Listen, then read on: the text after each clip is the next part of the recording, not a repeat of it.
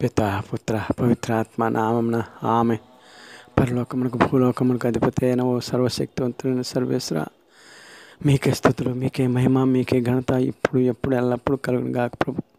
తండ్రి యెహోవా దేవా, మీ కృపాదయ కనికరాల వల్ల మీ యొక్క పవిత్రమైనటువంటి శక్తిని, దైవత్వాన్ని పాపులమైన మేము గత 11 పాఠాల నుండి వింటుండగా ఈ 12వ పాఠం ద్వారా కూడా మేము మీ పవిత్రమైనటువంటి శక్తిని, దైవత్వాన్ని తెలుసుకునే భాగ్యాన్ని మాకు ప్రసాదిస్తూ ఈ యొక్క 12వ పాఠంలో మేము తెలుసుకొనబోతున్నటువంటి మీ మహిమాన్వితమైనటువంటి దైవత్వాన్ని, మీ యొక్క పవిత్రాత్మ సర్వస్వ శక్తి ద్వారా తెలుసుకునే భాగ్యాన్ని, అర్థం చేసుకునే వివేకాన్ని, గ్రహించే మానసిక శక్తిని మాకు దయచేయమని మా నాథును మీ కుమారుడైన యేసయ్య ద్వారా మేము బ్రతిమాలి ప్రార్థిస్తున్నాం తండ్రి. ఆమెన్. పితా పుత్ర పవిత్రాత్మ నామమున ఆమెన్. గౌరవనీయులైన తండ్రి దేవుడైన యెహోవా బిడ్డలారా, మిమ్మల్ని అందరినీ ఈ 12వ పాఠం ద్వారా త్రిత్వైకంలో తండ్రి దేవుని గురించి తెలుసుకుంటకు వారు అనుగ్రహించిన అనుమతిని బట్టి, పవిత్రాత్మ దేవుడు అనుగ్రహించు జ్ఞానం ద్వారా తెలుసుకుంటకు తండ్రి దేవుని పవిత్ర నామమున మీకు ఆహ్వానము పలుకుతున్నాను. ఈ 12వ పాఠంలో మనకు దేవుడు అనుగ్రహించిన పవిత్ర బైబిల్ గ్రంథంలోని అధ్యాయాలు నిర్గమకాండము 11, 12 అధ్యాయాలు. వాటిని మనం ధ్యానించుకుందాం. గౌరవనీయులైన సహోదరి సహోదరులారా, ఈనాటి మన 12వ పాఠం యొక్క ముఖ్యాంశము త్రియేక దేవునిలో తండ్రి దేవుని యొక్క తత్వం. వచనాలు నిర్గమకాండము 11వ అధ్యాయము మరియు 12వ అధ్యాయము. ముందుగా 11వ అధ్యాయం గురించి తెలుసుకుందాం. యావే మోషేతో, ఫారోకు ఐగుప్తు దేశమునకు ఇంకొక ఉపద్రవం మాత్రమే కలిగింతును. దాని తరువాత అతడు మిమ్ము ఇక్కడ నుండి పోనిచ్చుట మాత్రమే కాదు, మిమ్ము ఇక్కడ నుండి గెంటివేయును. కాబట్టి మీలో ప్రతి పురుషుడు, ప్రతి స్త్రీయు తమ ఇరుగు పొరుగున ఉన్న పురుషుని, స్త్రీని అడిగి వెండి నగలు, బంగారు నగలు తీసుకొనవలెను అని ఇశ్రాయేలీయులతో చెప్పుము అనెను. యావే ఇశ్రాయేలీయులను ఐగుప్తీయుల కంటికి గొప్పవారగునట్లు చేసెను. అదీనుగాక మోషే అనునతడు ఐగుప్తు దేశంలో గొప్ప పలుకుబడి గడించెను. ఫరో కొలువు వారికి మరియు ప్రజలకు మహాగణనీయుడాయెను. మోషే ఫరోతో, యావే నీకు ఈ వార్తను పంపెను. అర్ధరాత్రిన నేను ఐగుప్తు దేశం మీదుగా పోదును. ఈ దేశంలో పుట్టిన మొదటి కాన్పు పిల్లలందరూ చచ్చెదరు. సింహాసనమునకు వారసుడైన ఫరో మొదటి బిడ్డ నుండి తిరుగటిలో పిండి వసురు పనికత్తే మొదటి బిడ్డ వరకు ఎల్లరూ చత్తురు. పశువుల్లోనూ తొలిచూలి పిల్లలు చచ్చును. ఐగుప్తు దేశమందంతటా శోకరావము మిన్నుముట్టును. అట్టి ఆక్రందనము ఇంతకుముందు పుట్టలేదు, ఇక పుట్టబోదు. కానీ ఇశ్రాయేలీయులలో మనుష్యుని మీద కానీ పశువు మీద కానీ ఒక్క కుక్క కూడా నాలుక ఆడించదు. దీన్ని బట్టి యావే ఇశ్రాయేలీయులను ఐగుప్తు దేశీయుల నుండి వేరు చేసినని నీవు తెలుసుకుందువు. అప్పుడు ఇక్కడ నుండి నీ కొలువు వారు అందరూ నన్ను వెతుకుకొనుచు వచ్చి నా ఎదుట మోకరిల్లి, నీవును నీ అనుచరులను అందరూ వెళ్ళిపోండు అందరూ. అప్పుడు కానీ నేను వెళ్ళను అనెను. ఈ మాటలు పలికి కోపంతో మండిపడుచు ఫరో సమ్ముఖం నుండి మోషే వెడలిపోయాను. ఐగుప్తు దేశంలోని నేను ఇంకనూ నా మహత్కార్యములను విస్తరించవలేను కనుక నీ మాట ఫరో చెవిన దూరదు అని యావే మోషేతో అనెను. మోషే, అహరోనులు ఫరో రాజు కన్నుల ఎదుటనే ఈ మహత్కార్యములన్నింటినీ చేసిరి. కానీ యావే ఫరో రాజును కఠిన హృదయునిగా చేసెను. అతడేమో ఇశ్రాయేలీయులను తన దేశము విడిచి వెళ్ళనీయలేదు. ఈ యొక్క 11వ అధ్యాయమును మనం ధ్యానించుకొని అందలి గొప్ప విషయాన్ని గ్రహిద్దాం సహోదరి సహోదరులారా. అది ఏంటనగా, దేవుడు గత 9 అరిష్టములుగా వారు ప్రదర్శించినటువంటి గొప్ప అరిష్టాలను బట్టి ఐగుప్తు ప్రజలు, రాజు ఎంతో భయభ్రాంతులయ్యారు. అందువలన తండ్రి అయిన యెహోవా యొక్క మహిమ, శక్తి ఐగుప్తీయుల్లో బలంగా నాటుకొని పడిపోయింది. దానికి ఉదాహరణే ఇదిగో ఈ వాక్యాలు. గౌరవనీయులైన సహోదరి సహోదరులారా, యావే ఐగుప్తీయుల కంటికి గొప్పవారు అయినట్లు చేశారు. అంటే దీని అర్థం గౌరవనీయులైన సహోదరి సహోదరులారా, ఇశ్రాయేలీయులు గొప్పవారని కాదు, ఇశ్రాయేలీయుల దేవుడైన యెహోవా గొప్పవాడని దీని అర్థం. ఎందువలనంటే ఇశ్రాయేలీయులను వారి యొక్క బానిసత్వం నుండి రక్షించుటకు లేక విముక్తి చేయుటకు తండ్రి అయిన యెహోవా దేవుడు ఐగుప్తీయులు ఎదుట వారి యొక్క మహిమాన్విత అత్యంత శక్తియుతమైనటువంటి కార్యాలు చేశారని మనం గత 11 పాఠాల నుంచి నేర్చుకుంటున్నాం. అందువలన ఇశ్రాయేల్ ప్రజలు దేవుని యొక్క క్రియల ద్వారా ఐగుప్తు ప్రజల్లో గొప్పవారుగా పరిగణించబడ్డారు. ఇక ఇది ఎలా ఉంటే మోషే ప్రవక్త, అహరోనులు వీరి యొక్క మాటలు వింటేనే ఐగుప్తు దేశంలో ప్రతి వ్యక్తి వీరిరువురిని గౌరవంగా చూడటం ప్రారంభించారు.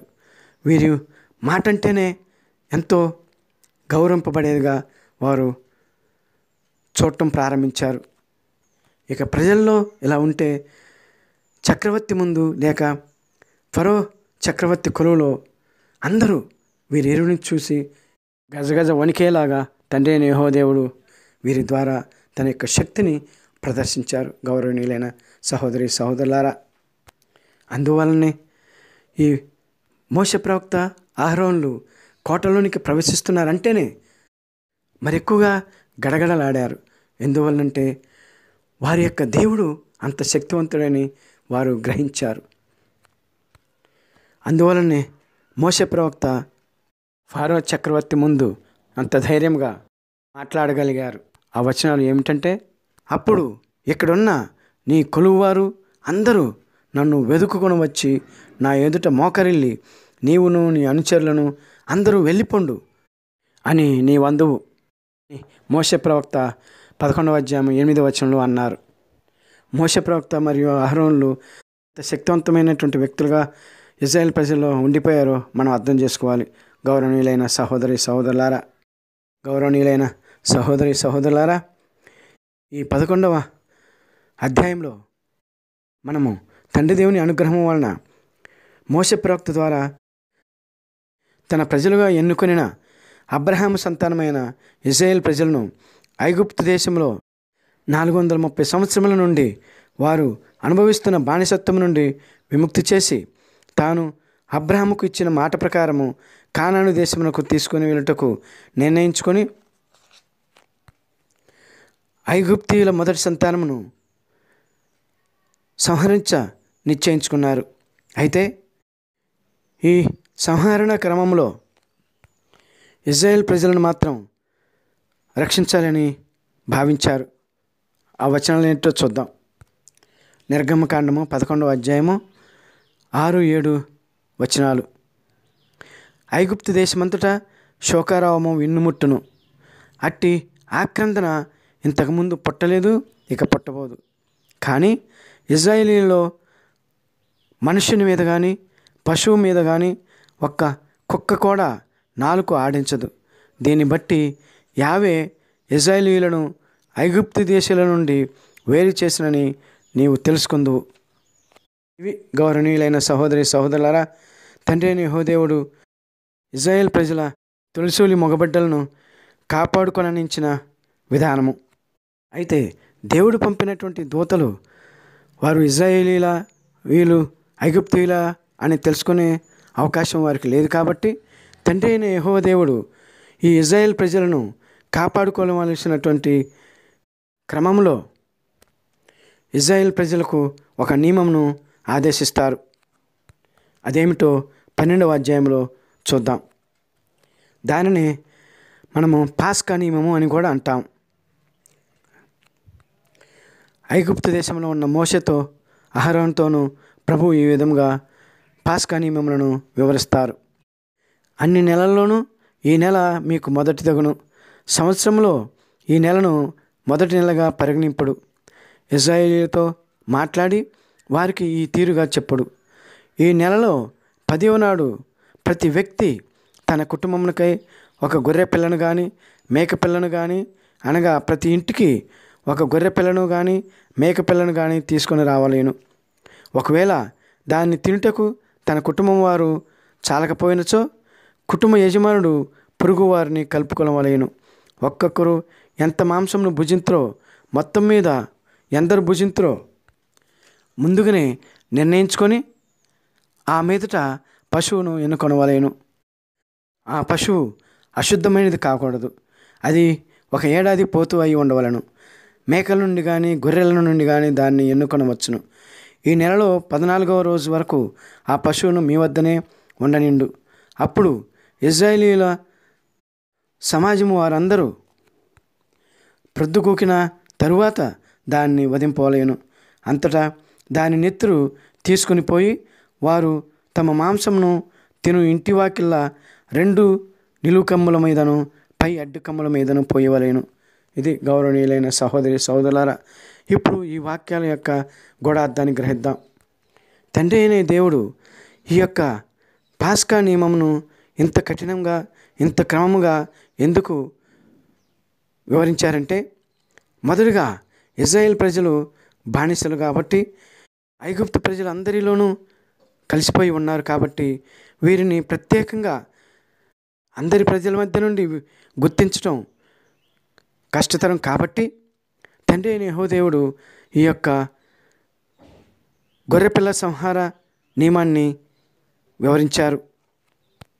ఇలా భుజించుటకు సంహరించినటువంటి ఆ గొర్రెపిల్ల లేక మేకపిల్ల యొక్క రక్తములను ఇశ్రాయేల్ ప్రజల యొక్క గృహాల అడ్డకొమ్మలకు నిలుటు కొమ్ములకు పోయమన్నారు.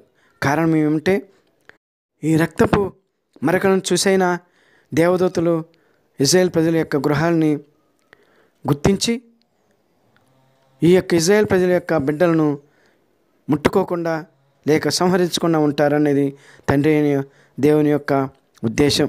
గౌరవనీయులైన సహోదరి సహోదరులారా, మరి ఆ గొర్రె పిల్లను లేక మేకపిల్లల యొక్క మాంసము తిని విధానాన్ని దేవుడు ఎందుకు ప్రకటించారు అంటే, ఆ యొక్క గొర్రెపిల్ల మాంసము లేక మేకపిల్ల యొక్క మాంసము వాళ్ళ యొక్క బానిసత్వ విముక్తికి గుర్తుగాను, రెండవదిగా ఇశ్రాయేల్ ప్రజలు బానిసలు కాబట్టి వారికి ఎటువంటి ఆస్తిపాస్తులు లేక పశువులు లేవు కాబట్టి చివరిగా వారు భుజించు మాంసాహారము ఇదే అని మరొక గుర్తుగా తండ్రి అయిన యెహోవా వీరికి ఈ అవకాశాన్ని కల్పించారు. అంతేకాకుండా గౌరవనీయులైన సహోదరి సహోదరులారా, ఈ యొక్క బానిసత్వ విముక్తికి తండ్రి అయిన యెహోవా ఈ మేకపిల్ల లేక గొర్రెపిల్ల బలిని పాస్కా పండుగగా నామకరణం చేసి ఇందులో ఈ యొక్క మాంసమును పొంగని రొట్టెలతో కలిపి మరియు చేదు ఆకుకూరలతో కలిపి తినమని ఆనతిచ్చారు. గౌరవనీయులైన సహోదరి సహోదరులారా, కారణం తదుపరి ఇశ్రాయేల్ ప్రజలు బానిసత్వం నుంచి విముక్తి అయిన తర్వాత వారు ప్రయాణంలో ఉంటారు కాబట్టి ఎక్కడ పంటలు పండించుకోవటానికి, పశువులు కాయించుకోవటానికి మరియు సొంతగా వంటలు వండుకొని ఆహారం భుజించడానికి అవకాశం ఉండదు కాబట్టి చివరి అవకాశంగా తండ్రి అయిన యెహోవా వీరికి ఈ యొక్క గొర్రెపిల్ల లేక మేకపిల్ల మాంసాహారము మరియు పొంకని రొట్టెల యొక్క ఆహారము ఏదు ఆకుకూరలతో కలిపిన ఆహారాన్ని భుజించమని తెలియజేశారు. గౌరవనీయులైన సహోదరి సహోదరులారా, ఈ మాంసాన్ని నిప్పులతో కాల్చి మరియు పొంగని రొట్టెలతో చేదు మొక్క కూరలతో మాత్రమే ఈ మాంసం తినవలెనని తండ్రి అయిన యెహోవా ఆజ్ఞ ఇచ్చారు. నిర్గమకాండము 12వ అధ్యాయము 8వ వచనంలో. ఇప్పుడు ఈ పాస్కా నియమములు నిర్గమకాండము 12వ అధ్యాయము 43వ వచనంలో ఇలా రాయబడి ఉన్నాయి. యావే మోషే అహరోనులతో, దీనిని పాస్కా నియమముగా భావింపుడు. పరదేశి ఎవడను ఈ పాస్కా భోజనము తినరాదు. కానీ మీరు సొమ్ముకు కొన్న బానిసకు సున్నతి చేయించిన తరువాత ఈ భోజనమును పెట్టవచ్చును. అన్యజాతివాడు కానీ కూలివాడు కానీ ఈ భోజనము తినరాదు. మీరు అందరూ ఒక్క ఇంటి నీడనే ఈ మాంసమును తినవలయును. ఒక్క మాంసపు ముక్కనైనా ఇంటి నుండి బయటికి తీసుకొని పోరాదు. ఒక్క ఎముకనైనా విరగొట్టరాదు. ఇశ్రాయేలు సమాజమంతయు ఈ పండుగ చేసుకొనవలెను. మీ వద్దనున్న పరదేశి ఎవడైనా యావే పేర పండుగ చేసుకొనగోరిన సో ముందు అతనికి కుటుంబమున అందలి పురుషులందరూ సున్నతి చేయించుకొనవలెను. అప్పుడు అతడు ఈ ఉత్సవములో పాల్గొనవచ్చును. అట్టివారు మీ దేశమున పుట్టిన వారి కిందనే లెక్క. సున్నతి చేసుకొనని వాడు ఎవడను ఈ పండుగలో పాల్గొనరాదు. మీతో ఉన్న స్వదేశీయులను మీలో నివసించు విదేశీయులను ఈ నియమమునే పాటించవలెను. ఇశ్రాయేలు ప్రజలందరూ యావే చెప్పినట్లే చేసిరి. ఇప్పుడు ఈ వాక్యాల వివరణను చూద్దాం. గౌరవనీయులైన సహోదరి సహోదరులారా, ఈ పండుగ ద్వారా తండ్రి అయిన యెహోవా దేవుడు ఆనాడు ఇశ్రాయేలు ప్రజలకు 3 ఉద్దేశాలతో అనుగ్రహించారు. అత్యంత నిష్ఠతో జరుపుకోమని మోషే ప్రవక్త అహరోనులకు తెలియజేశారు. ముందుగా దేవుని ఉద్దేశాలను తెలుసుకుందాం. మొదటి ఉద్దేశం, ఇశ్రాయేలు ప్రజలను ఐగుప్తీయుల బానిసత్వం నుండి విముక్తి పొందబోతున్నారు. కావున ఆ దేశంలో 430 సంవత్సరంలో చివరి రోజు కాబట్టి ఆ బానిసత్వ విముక్తికి గుర్తుగా సంతోషముగా ఈ పండుగ జరుపుకోమని తండ్రి అయిన యెహోవా దేవుడు ఆనతిచ్చారు. గౌరవనీయులైన సహోదరి సహోదరులారా, రెండవ ఉద్దేశము, ఇప్పటి వరకు ఇశ్రాయేల్ ప్రజలు ఐగుప్తీయులపై వారి జీవనంకు ఆధారపడ్డారు. కానీ ఇప్పటి నుండి అనగా ఈ పండుగ అనంతరము వారు పూర్తిగా యెహోవా దేవునిపై ఆధారపడాల్సి ఉంటుంది. అనగా ఇశ్రాయేల్ ప్రజలను దేవుడైన యెహోవా పోషిస్తారు అనటానికి గుర్తుగా ఈ పండుగను కొనియాడారు. మూడవ ఉద్దేశము, ఇశ్రాయేల్ ప్రజలు దేవుని బిడ్డలు కాబట్టి ఇతర జాతీయులు ఎవరైనా దేవుని బిడ్డలపై బానిసత్వపు పోకడలు పోయినట్లయితే, హింసాయుత కార్యమును చేపట్టినట్లయితే వారిని యెహోవా దేవుడు కఠినంగా శిక్షిస్తారు అని చెప్తా ఈ యొక్క పండుగ ఉద్దేశం. గౌరవనీయులైన సహోదరి సహోదరులారా, అయితే ఈ పాస్కా పండుగ ఇశ్రాయేల్ ప్రజలు అది బానిసలు ఎంతో ఘనంగా జరుపుకోవటం ఎంతో కష్టతరమైనదే. ఎందువలనంటే దేవుడైన యెహోవా చెప్పినట్లుగా పండుగ జరుపుకున్నట్టుకు కావలసిన సరంజామా లేక పండుగ వస్తువులు వారి వద్ద లేవు. అవేమంటే గొర్రె పొట్టేలు మరియు గోధుమ పిండి.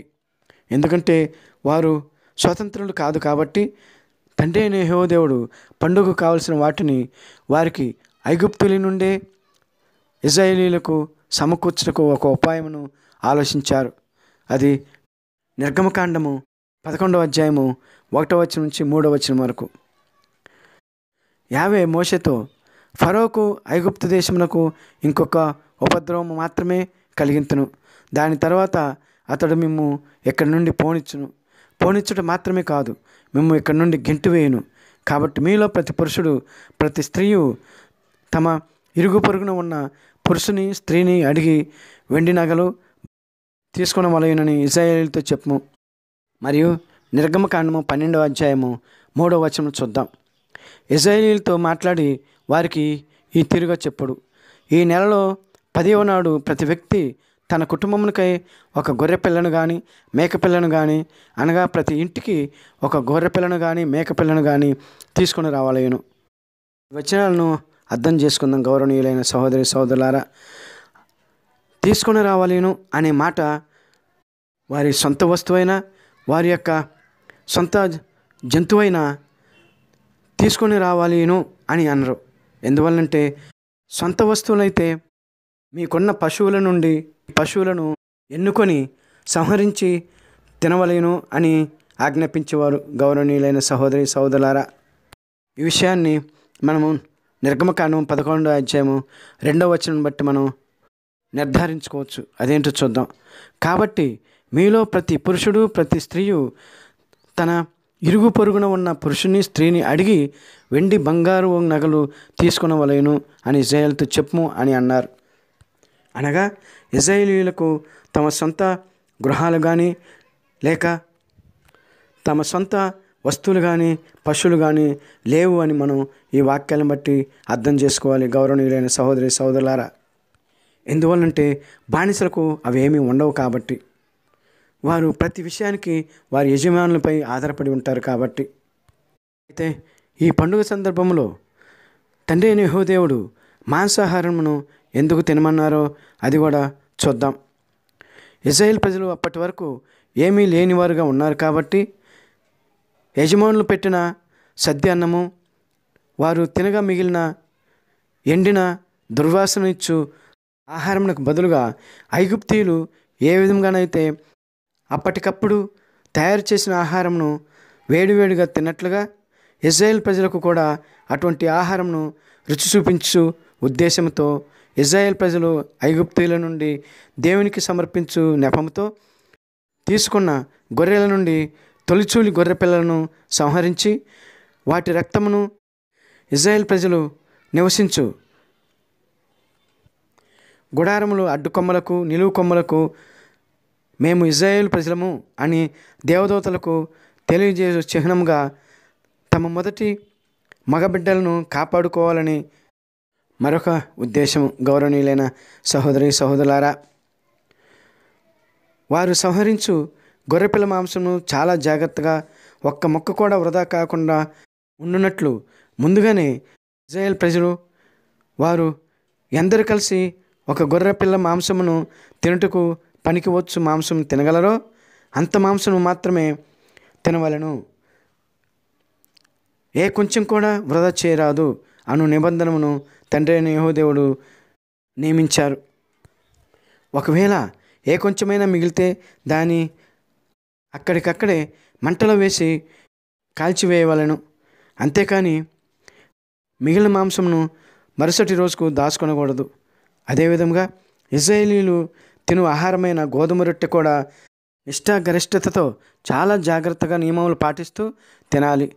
ఆ నియమములు ఏమిటంటే గోధుమ పిండి పాతదై ఉండకూడదు, పిండి పులియకూడదు, అనగా అప్పుడే చేసిన పిండితో రొట్టెలు చేయవలను. అలాగ చేసిన రొట్టెలను మరియు అప్పుడే సంహరించిన గొర్రెపిల్ల మాంసమును కలిపి తినవలను. ఈ విధముగా సంహరించిన తొలిసూరి మగ గొర్రెపిల్లల మాంసమును పులియని పిండితో చేసిన పొంగని రొట్టెను ఇశ్రాయేలు ప్రజలు తినవలను. అది కూడా 7 రోజులు ప్రతిరోజు అలాగనే తినవలను. ఎవరైనా నియమములను అతిక్రమించినట్లయితే వారు ఇశ్రాయేలు ప్రజలు కానట్లుగా దేవుని ధిక్కారమునకు శిక్షగా ఇశ్రాయేలు ప్రజల నుండి వెలివేయబడదురు అని తండ్రి అయిన యెహోవా దేవుడు మోషే ప్రవక్తకు అహరోనులకు ఈ పాస్కా పండుగను తెలియజేయచ్చు. వారి బానిసత్వపు ఆనందోత్సాహాలతో విముక్తి జ్ఞాపికగా ఇశ్రాయేలు ప్రజలు ఈ పండుగను జరుపుకోనవలెనని సవివరంగా తెలియజేశారు. గౌరవనీయులైన సహోదరి సహోదరులారా, ఈ పాస్కా పండుగ లేక పొంగని రొట్టెల పండుగను ఇశ్రాయేలు ప్రజలు 430 సంవత్సరంలో చివరి రోజు ఒక్కరోజే కాకుండా 430 సంవత్సరములు ఇశ్రాయేలు ప్రజలు అనుభవించిన ఘోర కఠిన బానిసత్వానికి జ్ఞాపికగా అటువంటి ఘోర బానిసత్వం నుండి ఇశ్రాయేలు ప్రజలను విముక్తి చేయుటకు తండ్రి అయిన యెహోవా దేవుడు మోషే ప్రవక్త మరియు అహరోనుల ద్వారా ప్రదర్శించిన దైవశక్తులను ఇశ్రాయేలు ప్రజలు జ్ఞాపికగా ఉండేలా దేవుని మహిమను కొనియాడేలా ప్రతి సంవత్సరము ఈ పాస్కా లేక పొంగని రొట్టెల పండుగను కొనియాడాలని తండ్రి అయిన యెహోవా దేవుడు తెలియజేశారు. అంతేకాదు గౌరవనీయులైన సహోదరి సహోదరులారా, ఈ పాస్కా పండుగ నియమములు దినములలో ఒక్క ఇశ్రాయేలు ప్రజలు మాత్రమే దీనిని భుజించవలను. ఒకవేళ అన్యులు ఎవరైనా ఈ పండుగలో లేక పండుగలో పాల్గొనవలెనని ఇష్టపడితే అతను లేక ఆ అన్యుడు సున్నతి చేయించుకొని అనగా యావే దేవుని విశ్వాసిగా మారినందుకు గుర్తుగా పాస్కా పొంగని రొట్టెను భుజించవలను లేక ఆ పండుగలో పాల్గొనవలను. గౌరవనీయులైన సహోదరి సహోదరులారా, అయితే ఈ పాస్కా పండుగకు పవిత్ర త్రిసభ లేక శ్రీసభ లేక రోమన్ కథోలిక సభ నిర్వహించు లేక జరుపుకొను పాస్కాయుత కాలమునకు తండ్రి దేవుడు ఏర్పాటు చేసిన పొంగని రొట్టె పండుగకు సారూప్యత ఉన్నది. సహోదరి సహోదరులారా, అదేంటో మనం తెలుసుకుందాం. ఇశ్రాయేల్ ప్రజలు ఐగుప్తులో అనుభవించిన 430 సంవత్సరాల బానిసత్వం వలె ప్రపంచ సర్వమానవాళి పాపపు బానిసత్వం నుండి విముక్తి చేయుటకు తండ్రి అయిన యెహోవా దేవుడు కుమారుడైన యేసుక్రీస్తు తన మరణం ద్వారా అనుగ్రహించిన పాప విముక్త బలికి జ్ఞాపకంగా ఇశ్రాయేలీయుల 430 సంవత్సరములను ప్రతి 100 సంవత్సరములను 10 రోజులుగా విభజించి 4x10 రోజులు అనగా 40 రోజులుగా పవిత్ర గురువారం వరకు నిర్ణయించి, అనగా ప్రతి సంవత్సరము ఫిబ్రవరి నెల 14వ తారీఖు నుంచి విభూది బుధవారంతో ప్రారంభించి నిర్గమకాండము 12వ అధ్యాయము 8వ వచనం ప్రకారం యేసుక్రీస్తు దేవుడు బహిరంగ జీవితమునకు ముందు చేసిన 40 రోజుల ఉపవాస దినములను 40 రోజులు పాటిస్తూ, యేసుక్రీస్తు దేవుడు మన పాపముల పరిహారమునకు శిక్షగా అనుభవించిన శ్రమలను ధ్యానించుకుంటూ 41వ రోజున ఇశ్రాయేల్ ప్రజల పొంగని రొట్టెల పండుగను తండ్రి దేవుని ఆజ్ఞ ప్రకారము కొనియాడినట్లుగా ఇశ్రాయేల్ ప్రజలంతా ఆ పండుగను జరుపుకొనక ముందు రోజు యావే దేవునికి జాగరణ చేశారు. నిర్గమకాండము 12వ అధ్యాయము 41-42 వచనాలు అవి చూద్దాం. 430 ఏండ్లు ముసిన నాడే యావే సైన్యము ఐగుప్తు దేశమును వదలెను. ఐగుప్తు దేశం నుండి తమను తరలించినందులకు ఇశ్రాయేలీయులు యావేకు ఆచరింపదగిన జాగరణ రాత్రి ఇది. ఇశ్రాయేలీయులు తరతరముల వరకు యావే పేరిట ఈ రాత్రి జాగరణ చేదురు. ఇది గౌరవనీయులైన సహోదరి సహోదరులారా, ఇలా వారు జాగరణ చేసిన తరువాత పులిని రొట్టెను భుజించుచు వారు తండ్రి దేవుని ఆజ్ఞ ప్రకారము సంహరించిన ప్రథమ గొర్రె పిల్లల మాంసమును భుజించారు.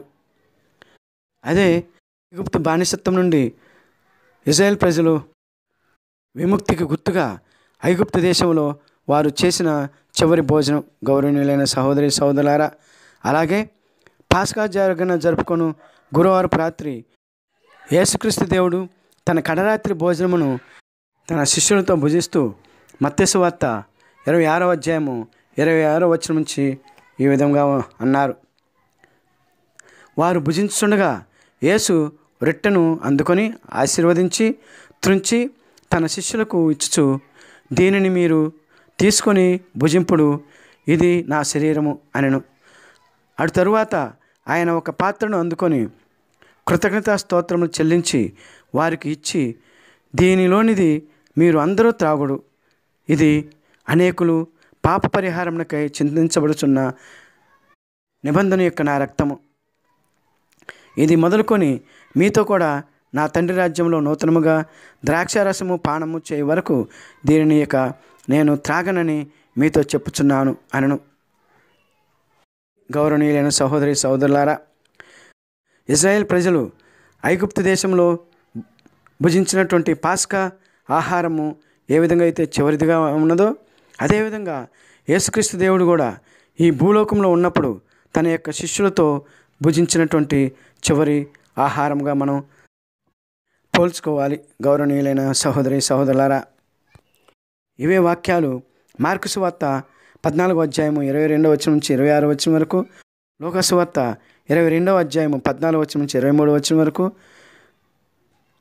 పునీత పౌలు గారు కొరింథీయులకు రాసిన లేఖ 11వ అధ్యాయము 23వ వచనం నుంచి 26వ వచనం వరకు మనం చదువుకుంటాం. ఈ చివరి భోజనము లేక పాస్కా లేక పులేని పండుగ పిమ్మట ఇశ్రాయేల్ ప్రజలు ఏ విధంగా అయితే తండ్రి దేవుడు ఐగుప్తీయుల తొలిచూలు పిల్లలను సంహరించి ఐగుప్తీయుల చక్రవర్తి అయిన ఫారో ఇశ్రాయేల్ ప్రజలను బానిసత్వం నుండి విముక్తి చేసేలా చేశారో, అలాగే యేసుక్రీస్తు దేవుడు యోసేపు మరియల ప్రథమ కుమారుడైన యేసయ్యను మానవులమైన మనందరి పాపాల బానిసత్వం నుండి తన శిలువపై మరణము ద్వారా విముక్తి చేసేలా తండ్రి అయిన యెహోవా చేశారు. గౌరవనీయులైన సహోదరి సహోదరులారా, అలా ఈ పాస్కా విందు అనగా పులియని రొట్టె విందుకు ఒక్క సున్నతి చేసుకున్న ఇశ్రాయేలు మాత్రమే భుజించినట్లుగా పవిత్ర తిరుసభలో బాప్తిస్మం తీసుకున్న వారికే యేసుక్రీస్తు దేవుని దివ్యశరీర రక్తాలు భుజించుటకు అర్హులుగా ఉన్నారు. అంతేకాక ఈ నియమాన్ని నిర్గమకాండము 12వ అధ్యాయము 48వ వచనంలో ఇశ్రాయేల్ ప్రజలకు తండ్రి అయిన యెహోవా ఇచ్చారు. అదేంటో చూద్దాం. మీ వద్దనున్న పరదేశి ఎవడైనను 50 పేరుగా పండుగ చేసుకుని కోరినచో ముందు అతని కుటుంబమునందలి పురుషులు అందరూ సున్నతి చేయించుకోలేను. అప్పుడు అతడు ఈ ఉత్సవంలో పాల్గొనవచ్చును. అట్టివారు మీ దేశమున పుట్టిన వాని క్రిందనే లెక్క. సున్నతి చేసుకొనని వారు ఎవడును ఈ పండుగలో పాల్గొనరాదు అని ఉన్నది గౌరవనీయులైన సహోదరి సహోదరులారా. అంతేకాక వారు మాత్రమే ఈ రొట్టెను మాంసమును భుజించుటకు అర్హుడని తండ్రి అయిన యెహోవాదేవుడు స్పష్టంగా తెలియజేస్తున్నారు. అలాగే బాప్తిస్మం తీసుకున్న వారు మాత్రమే క్రైస్తవులని, వారికి మాత్రమే క్రీస్తు దేవుని పవిత్ర శరీర రక్తాలు స్వీకరించుటకు అర్హత ఉందని యేసుక్రీస్తు నుడి ఉన్నారు. గౌరవనీయులైన సహోదరి సహోదరులారా, మత్తయి సువార్త 28వ అధ్యాయము 18వ వచనం నుంచి 20వ వచనం వరకు అది కూడా చూద్దాం. యేసు వారి దగ్గరకు వచ్చి వారితో, ఇహపరములందు నాకు సర్వాధికారము ఇవ్వబడినది కనుక మీరు వెళ్ళి సకల జాతి జనులకు పిత పుత్ర పవిత్రాత్మ నామమున జ్ఞానస్నానం వసగుడు, వారిని నా శిష్యులను చేయుడు, నేను మీకు ఆజ్ఞాపించినదంతయు వారు ఆచరింప బోధింపుడు. ఇదిగో లోకాంతం వరకు సర్వదా నేను మీతో ఉందును అని యేసయ్య పలికారు. గౌరవనీయులైన సహోదరి సహోదరులారా, ఇదే సత్యాన్ని మార్కు గారి సువార్త 16వ అధ్యాయము 14వ వచనం నుంచి 18వ వచనం వరకు, లోకా గారి సువార్త 36వ అధ్యాయము 49వ వచనము, మరియు యోహాను గారి సువార్త 20వ అధ్యాయము 19వ వచనం నుంచి 23వ వచనం వరకు, అపోస్తల కార్యాలు 1వ అధ్యాయము 5వ వచనం నుంచి 8వ వచనం వరకు. ఇవి గౌరవనీయులైన సహోదరి సహోదరులారా, తండ్రి దేవుడు అనుగ్రహించిన పాస్కా పండుగ నియమాలు పవిత్ర బైబిల్ గ్రంథంలోని పాత నిబంధనలోను, మానవ రూపుడైన యేసుక్రీస్తు దేవుని పాస్కా బలి నియమములు క్రొత్త నిబంధనలో వివరించబడిన వాక్యాలు. గౌరవనీయులైన సహోదరి సహోదరులారా, ఈ విధంగా తండ్రి అయిన యెహోవాదేవుడు ఇజ్రాయెల్ ప్రజలను బానిసత్వం నుండి విముక్తి చేయకముందుగా వారు దేవుని యొక్క మేలును వారి యొక్క శక్తిని సంతోషంగా అనుభవిస్తూ పండుగ రూపంలో కొనియాటకు దేవుడు ఇచ్చిన అనుగ్రహము లేక అవకాశము. గౌరవనీయులైన సహోదరి సహోదరులారా, అదేవిధంగా నూతన నిబంధన గ్రంథంలో యేసుక్రీస్తు ప్రభు ద్వారా తండ్రి అయిన యెహోవాదేవుడు ఆధునిక మానవుడికి ఇచ్చినటువంటి పాస్కా పండుగ నియమాలు మరియు పాస్కా పండుగ యొక్క ఉద్దేశం, ముగింపు. అంతిమంగా మనం మాట్లాడుకోవాలి అంటే తండ్రి దేవుడు తన ప్రజలైన ఇజ్రాయేలీయులను బానిసత్వము సంఖ్యల నుండి విడిపించుటకు ఐగుప్తీయులకు తన దైవశక్తులను మనం ముందు పాఠాల్లో నేర్చుకున్నట్లుగా 10 రకాలుగా వారి యొక్క శక్తులను ప్రదర్శించి ఇజ్రాయేల్ ప్రజలను మోషే అహరోను ద్వారా వారి బానిసత్వం నుండి విడిపించి స్వతంత్రం చేసి తన తండ్రి తత్వాన్ని, తన దైవ మహిమను ఇటు ఇజ్రాయేల్ ప్రజలకు అటు ఐగుప్తు ప్రజలకు ప్రదర్శించారు. గౌరవనీయులైన సహోదరి సహోదరులారా, ఎప్పటి వరకు తండ్రి దేవుడు తన దైవశక్తిని ఐగుప్తీయులకు ఇజ్రాయేలీయులకు అటు ఐగుప్తీయులకు భయం కల్పించినట్లుగాను ఇటు ఇజ్రాయేలీ ప్రజలకు ఆనందం గొల్పినట్లుగాను తన దైవత్వంను ప్రదర్శించారు తండ్రి దేవుడు. ఇక రాబో పాఠాల్లో తండ్రి దేవుడు ఇజ్రాయేల్ ప్రజలకు చూపించు మహిమాన్విత, ప్రేమాన్విత, శిక్షాన్విత శక్తులను తెలుసుకుందాం. గౌరవనీయులైన సహోదరి సహోదరులారా, ఈ యొక్క 12వ పాఠమును ప్రార్థనతో ముగించుకుందాం. తండ్రి అయిన యెహోవాదేవా, సర్వ మానవాళికి సంరక్షకుడా, మేము ఇప్పటి వరకు మీ మహిమాన్విత శక్తులను ఇజ్రాయేల్ ప్రజలు బానిసత్వముకై ప్రదర్శించిన విధము తెలుసుకునే అవకాశమును మాకు అనుగ్రహిస్తూ అందులో అనుసంధానంగా మీ కుమారుడు మానవుల రక్షకుడైన యేసుక్రీస్తు అనుగ్రహించిన రక్షణలో భాగంగా పవిత్ర శ్రీసభ అనుసరించు క్రైస్తవ రక్షణ కార్యములను కూడా తెలుసుకుని భాగ్యమును మాకు అనుగ్రహించినందుకు ధన్యవాదములు తండ్రి, ధన్యవాదములు. ఈ మీ పవిత్ర శక్తిని గురించి యూట్యూబ్ ద్వారా, వాట్సాప్ ద్వారా వింటున్న వారందరినీ ఆస్వాదించమని మేము బ్రతిమాలి వేడుకుంటున్నాము తండ్రి, వేడుకుంటున్నాము. Amen, amen, amen. పిత, పుత్ర, పవిత్రాత్మలు ఇప్పుడు ఎప్పుడు ఎల్లప్పుడు నిరంతరము స్తుతించబడుదురుగాక, కీర్తించబడుదురుగాక, ఆరాధించబడుదురుగాక. ఆమెన్. పితా పుత్ర పవిత్రాత్మ నామమున ఆమెన్.